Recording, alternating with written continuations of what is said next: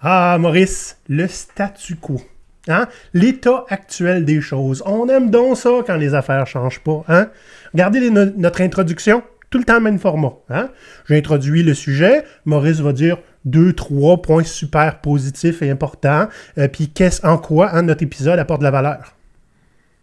On va y péter sa gueule au statu quo. On va regarder un coup Pirate Canada. Go Pirate Canada? C'est qui ça? C'est Maurice, puis papa. Olivier et Maurice, deux pirates qui sont triggered par les phrases comme « On a toujours fait comme ça » et « C'est comme ça que le monde fonctionne » prennent la liberté de donner une solide mornifle au maintien du statu quo. C'est ça qui est ça. Jeff. Steve, Je te trouve moins boss aujourd'hui, t'as pas de lunettes fumées. j'ai pas de lunettes fumées. Bon. Fait que c'est mon regard, hein, doux et amical. Jeff, il y a du monde qui nous a demandé pourquoi est-ce qu'on est des fervents défenseurs du statu quo. On n'a pas besoin d'être des défenseurs du statu quo. Le statu quo, c'est le gros bon sens. On a établi les règles comme elles devraient être, puis là, c'est la job à tout le monde de juste les suivre. Ouais. C'est pas compliqué, hein? Ben, écoute, pour nous, c'est pas compliqué, c'est naturel.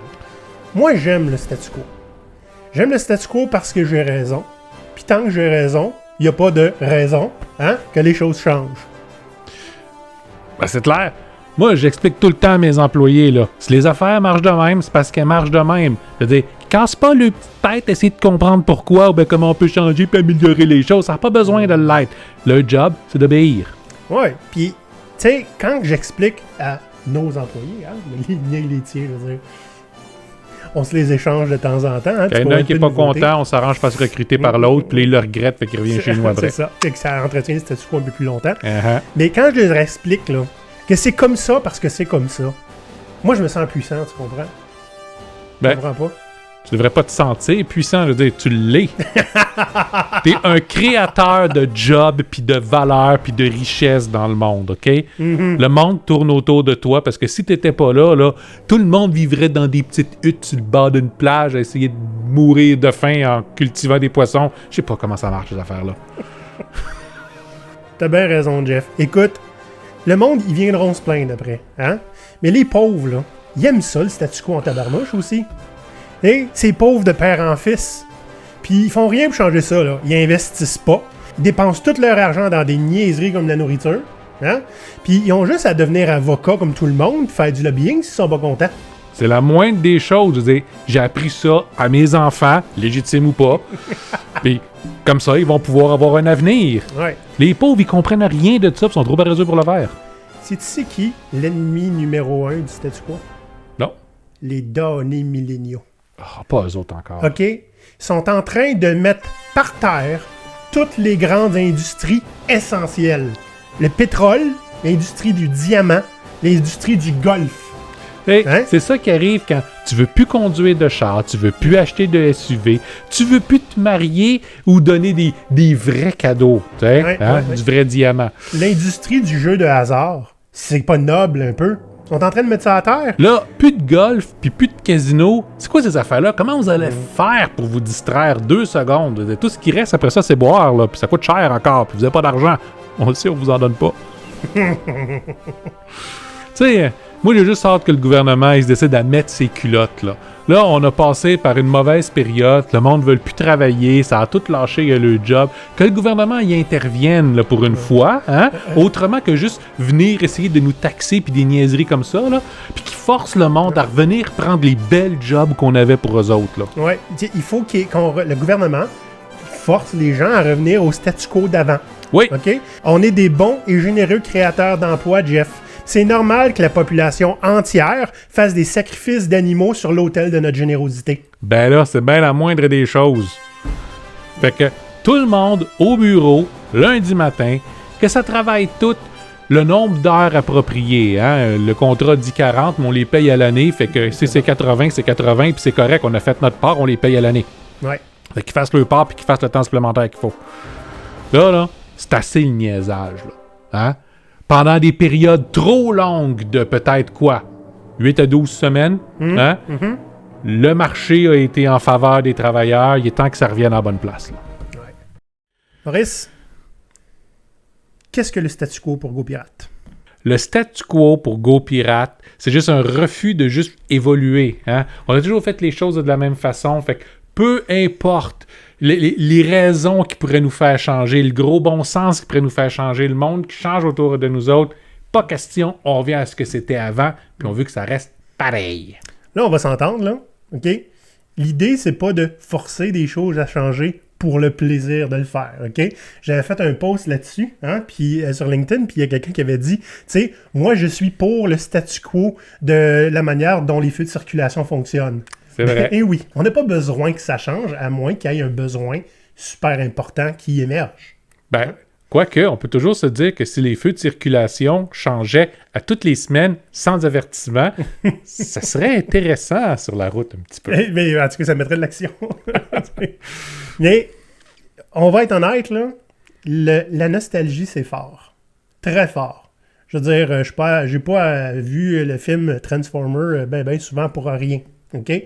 La nostalgie, ce qu'on a vécu avant, des fois même ce que nos ancêtres vivaient, il y a quelque chose de sexy là-dedans. Tu sais. Un fameux âge d'or, hein? Le bon L'époque vieux où tout temps. était beau, le bon vieux temps. Ouais. Tu sais, ce bon temps-là où les fruits poussaient tout seuls dans les arbres, où personne n'était stressé, où tu travaillais dur à faire quelque chose de générique et pas très bien défini, puis tu avais une bonne vie, tu sais. Dans le temps de nos parents, dans le temps de nos grands-parents, dans le temps de nos ancêtres. Faut juste se rappeler que c'était aussi l'époque où il fallait aller dehors en plein hiver pour aller chier. C'est aussi l'époque où, si t'as le malheur de te couper, tu risques de mourir d'une infection. Ouais. Le bon vieux scorbut, Maurice. On n'en parle pas du vieux scorbut. Non! C'était à la mode. Fait qu'aujourd'hui, ce qu'on va faire, c'est qu'on va parler de quand est-ce qu'il est temps d'abandonner le statu quo puis d'évoluer. Parce que le monde, lui, il change, qu'on le veuille ou qu'on le veuille pas. Ouais. Fait que si on veut s'accrocher avec le statu quo, on se retrouve simplement dépassé. Puis qu'est-ce qui arrive aux choses qui sont dépassées? Il meurt. Et Maurice, il y a cette phrase qu'on entend souvent, on n'arrête pas le progrès. Tu as déjà essayé d'arrêter le progrès, toi? Les ludistes ont essayé. Mais voilà. Savez-vous c'est qui les ludistes? Ben c'est pour ça! Donc, c'est le sujet du jour. Mais avant, on regarde ceci. Maurice, j'ai entendu une rumeur comme quoi on aide les gens. Ça nous arrive de faire ça. Ouais. On a des sessions de coaching, puis si vous devenez membre de GoPirate Canada, vous avez 20% de rabais. C'est-à-dire 20%. qu'avec une session d'une heure, vous venez tout de suite d'économiser le prix de votre membership pour le mois. Nos sessions de coaching, on aide les gens à se réapproprier leur vocation, se réapproprier leur narratif, à augmenter leur pouvoir d'influence. Puis Maurice, lui, grosse expertise, lui, comment partir une business ou une business d'économie sociale. Yep. Ça nous fait plaisir de vous aider. Pour devenir membre, patreon.com/GoPirate Canada. Là, Maurice, quand notre contexte change, hein, parce que le contexte change pas mal tout le temps, là, les choses sont pas stables, n'est-ce pas? Vouloir à tout prix garder le statu quo, c'est un petit peu comme ajouter de la pression dans un presto. C'est à Un moment donné- autocuiseur pour Oui. ceux qui ne connaissent pas la marque Presto. Ouais. Et à un moment donné, plus on met de la pression, ça va exploser et on va se ramasser avec le Tu veux pas te couvert au plafond. retrouver avec ce qui va se passer quand ça va exploser. Vous irez voir, il doit y avoir des vidéos sur YouTube de ce que ça fait un presto qui explose. Donc, on aimerait ça, vous donner d'abord un petit peu de contexte, des exemples de statu quo. Puis on va y aller avec des exemples de statu quo dans la pandémie qu'on est en train de vivre, hein, qui, espérons-le, achève. Hein, on a tellement hâte de retourner comme avant. Hein? En fait, c'est exactement ça les exemples. Donc, des exemples de statu quo en temps de pandémie qu'on a vus dans des environnements de travail. On essaie de répliquer le présentéisme en télétravail. Ben ça, c'est facile. Il suffit d'être juste devant son écran d'ordinateur. D'accord. Ça, c'est facile. Il s'agit juste d'être devant son écran d'ordinateur puis d'appuyer sur des touches au hasard à intervalles réguliers. C'est ça du présentéisme à distance. Ouais. Parce que l'idée, c'est que il fallait être présent au bureau entre 9h et 5h, disons. Hein? Puis, il y a beaucoup d'entreprises qui ont juste reproduit ça. Ouais. Donc, on n'a pas du tout utilisé l'avantage que le télétravail pouvait apporter, hein, de flexibilité, de faire un peu les choses quand on a besoin, hein, du moment que le travail est fait. Logiciel espion à l'appui. Ah oui, oui. On en a parlé un petit peu dans le sketch avec Jeff et Steve. Ceux qui attendent que le gouvernement intervienne pour ramener ça comme avant. Le ramener ça comme avant. Tu sais, quand on passe au travers d'une période de changement, le monde n'est plus le même après que ce qui était avant. Puis c'est exactement ce qui se passe présentement. Tu sais, le but des entreprises devrait être, si on a demandé au gouvernement ils ont de l'aide, c'est comment faire pour évoluer puis s'adapter aux nouvelles réalités. Mais non, ça crie de comment on fait pour forcer le monde à revenir prendre nos vieilles jobs de la même façon qu'ils étaient avant puis les empêcher de s'en aller. Puis un autre exemple, c'est ceux qui sont encore plus optimistes puis qui vont attendre que ça revienne naturellement au statu quo, à la façon dont ça fonctionnait avant. C'est difficile de les aider. Ben écoute, il y en a encore qui attendent qu'on retourne avec des buggies avec des chevaux, puis... Ouais, mais ça... ils peuvent toujours aller dans les foires médiévales. Je sais pas s'il y a des entreprises qui peuvent aller là-dedans. Hein? Il y a une nostalgie constante sur le statu quo, sur le comme c'était avant. On en a parlé un peu tantôt. Ouais. Hein? Mais tu sais, comme on le dit aussi, rappelons-nous qu'au bon vieux temps, les femmes étaient dans la cuisine, puis ils étaient des usines à bébés. Puis c'est pas mal ça. Ouais. On pouvait mourir d'à peu près toutes. Ouais, une infection est si vite arrivée, puis quand on en a déjà fait une ou deux, là, on comprend pourquoi c'est une des principales causes de mortalité de toute l'histoire de l'humanité. Ouais, c'est ça. Je sais pas si tu te souviens, Maurice, c'est des généreuses histoires que tout le monde a entendues. Et quand tu fouilles, tu te rends compte qu'à une certaine époque, si tu osais aller en grève, l'armée intervenait. C'était sanglant. Yup. Parce que ta job, c'est travailler, c'est pas de faire la grève. Non. Un bon âge pour commencer à travailler, c'était 6 ans. Parce que t'étais équipé avec des tout petites mains, fait que t'étais capable de rentrer tes mains dans les machines. Hein? Puis c'est tellement cute, quand tout le monde travaille dur, là, d'avoir un petit kid qui se promène entre toi avec son petit casque de mineur, puis un petit peu sale, puis qui tousse un petit peu parce qu'il y a déjà le Black Lung à 6 ans. Ouais. À la même époque, un bon âge pour prendre sa retraite, c'est quand tu meurs. Ben. Simple de même, pas besoin de se poser de questions. Puis, tu n'as même pas besoin d'avoir de filets sociaux pour aider quelqu'un qui vieillit et qui est plus productif, là. Il meurt. Bang! Et voilà. Réglé. Les problèmes de société étaient tellement plus simples à régler à l'époque. Là, il faut comprendre que le statu quo, on va toujours y retourner. Bon, parce que l'être humain, on vit dans un environnement, on a toujours vécu dans un environnement qui est assez dangereux. Bon, c'est moins le cas aujourd'hui. Mais pendant la majeure partie de notre histoire et de notre préhistoire, comme on disait, on peut se faire manger pour à peu près n'importe quoi, on peut mourir vraiment tôt, puis on a peu de chances de réussir à faire une bonne vie, pour pouvoir te marier, avoir des enfants, les élever, puis mourir à 30 ans comme un homme. Donc, à ce moment-là, le peu de stabilité que tu étais capable d'aller chercher, c'est extrêmement important. Puis pour les femmes aussi, hein, on parle de gold digger aujourd'hui, mais il faut comprendre que l'instinct de se trouver un homme qui va être capable de faire sa part, puis de faire vivre sa famille, c'est important parce que la femme n'avait pas d'option pour pouvoir le faire elle-même nécessairement. Elle avait 18 enfants à élever. Hein. Ouais. 8 vont survivre. Donc, le statu quo, à ce moment-là, c'était un besoin de stabilité. Puis pendant longtemps, jusqu'au milieu du 20e siècle, puis dépasser ça un peu, c'est la même chose pour les emplois. Hein. Tu rentrais à l'usine quand tu avais 18 ans, des fois avant, puis t'en sortais à ta retraite. Ce qui n'est plus le cas aujourd'hui. Hein. Non. Pour les entreprises, c'était la même chose aussi. Donc, si tu veux réussir à avoir une bonne saison de production puis de vente, tu refais la même chose que ce que tu as fait à la saison d'avant, avec peut-être un tout petit peu de variété, mais encore là, le moins possible. On veut que ce soit stable. Hein, des cycles de changement pendant tout le 20e siècle. Juste le 20e siècle, ça fait pas tellement longtemps. Là. On pouvait parler que au début, ça devait durer, à tous les 4-5 ans, il y avait quelque chose de spécial qui allait changer, puis une évolution. Après ça s'est raccourci à tous les ans.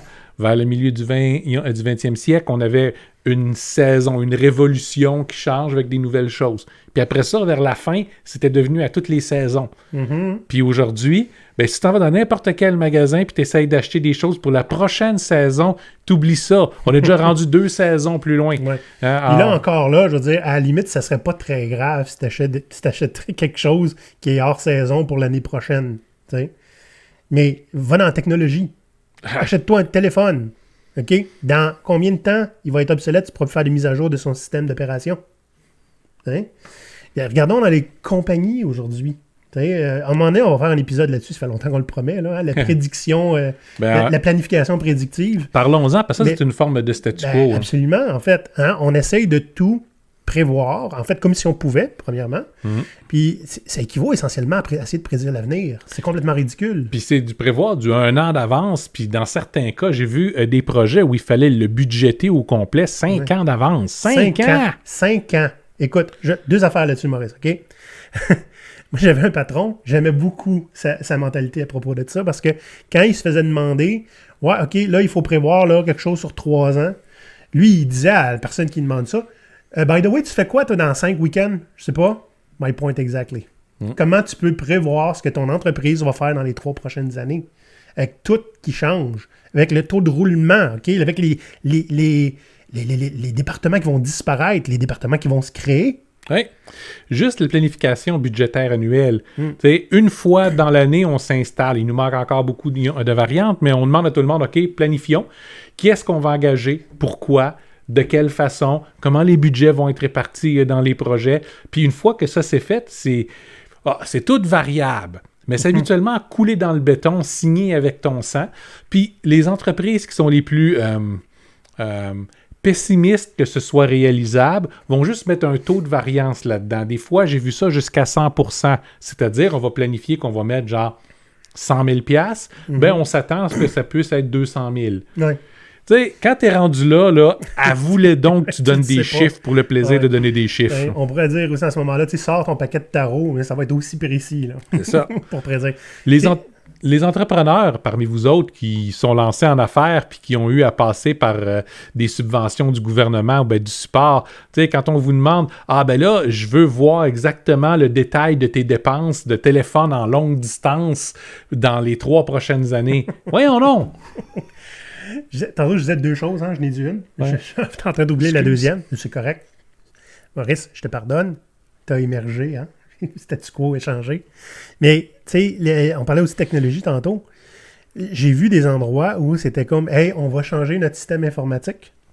Puis, on planifie, hein, la compagnie de consultants, hein, ça va se faire sur 7 ans. 7 ans. Mon fils va être au primaire. OK? Il était naissant. Il était naissant quand on a annoncé ça. OK? Puis quand ça va être fini de mettre en place, mon fils va être au primaire. Je veux dire, c'est sûr qu'il va y avoir une meilleure solution qui va avoir émergé d'ici là. Garanti. Voyons donc. Ça n'a pas de maudit bon sens. Écoute, il y a des décisions comme ça. Regardons, par exemple, je vais juste, je sais pas, comme ça, mentionner peut-être le site du registraire des entreprises du Québec, qui a été mis en place au milieu des années 2000, mais qui aujourd'hui est complètement dépassé avec tous les browsers modernes puis les outils modernes qui sont plus compatibles avec le site. Pourquoi? Parce que c'est le genre d'investissement que le gouvernement va faire et qu'il faut qu'il dure pendant 20 ans. Dans un milieu où, à peu près à tous les 3 mois, il y a quelque chose de majeur qui change. Il faut que ton système soit bon, gardé puis maintenu pendant 20 ans. Fait que résultat, on a de moins en moins accès. Oui, c'est ça. Puis dans d'autres sites du gouvernement, j'ai des messages aussi qui disent si vous utilisez Chrome, ça se peut que ça soit instable, fait qu'utilisez telle autre version. Je veux dire... Windows Explorer 6. C'est danger public, cette affaire-là. C'est ça. C'est ça un petit peu. Puis ça, je veux dire, ça encourage le statu quo. Hey, on va prendre une décision, là, puis c'est pour les 20 prochaines années. C'est une bonne décision, puissante, masculine. Ça force le statu quo, on te le rentre dans la gorge. Uh-huh. Puis après ça, je veux dire, ça crée quoi, là? Ça crée des problèmes, ça crée de la bureaucratie. Hein? Dites-vous, une décision longue de statu quo sur quelque chose comme ça, c'est une décision qui coûte extrêmement cher à mettre en place. C'est pour ça qu'on veut planifier pour très longtemps. Fait que plutôt que d'agir intelligemment, puis de prendre des décisions à court terme, du moins beaucoup plus court terme, mais d'avoir le budget qui vient avec. On sort des budgets absolument gigantesques, on met ça sur super long, puis on s'assure que par le temps qu'on commence à le mettre en place, ce soit déjà extrêmement dépassé, puis que notre budget soit essentiellement à gaspiller. Avec un peu de chance d'avoir été promu d'ici ce temps-là, fait qu'on ne sera pas blâmé pour. Le problème de quelqu'un d'autre. Puis des gros projets comme ça demande tellement d'approbation que peu importe si ça marche absolument pas puis c'est absolument pas approprié, il y a assez de têtes en jeu qui vont juste dire c'est un succès retentissant, retentissant. Tout le monde s'est adapté à notre statu quo. C'est un succès. Où il y a encore besoin d'avoir à le faire. C'est correct, on va lui dire comment. 3 trucs et conseils, Maurice, hein, pour pas trop changer nos habitudes. Pour naviguer à travers le statu quo, hein, peut-être carrément le briser, si c'est possible. Et le premier, c'est, demandez-vous donc comment et à quelle vitesse votre contexte devrait changer. Est-ce que c'est quelque chose qu'on observe? Hein? C'est difficile de prendre du recul puis de regarder à quel point... Tu sais, nous, on s'en rend compte, là, regarde, Maurice, Go Pirate, combien de fois ça a changé en 1 an et demi? Et ça n'a aucun bon sens, là. On explore beaucoup, on va dire ça comme ça. Disons que c'est un petit peu dans notre ADN aussi. Ouais. On se renouvelle, beaucoup de choses qu'on recycle.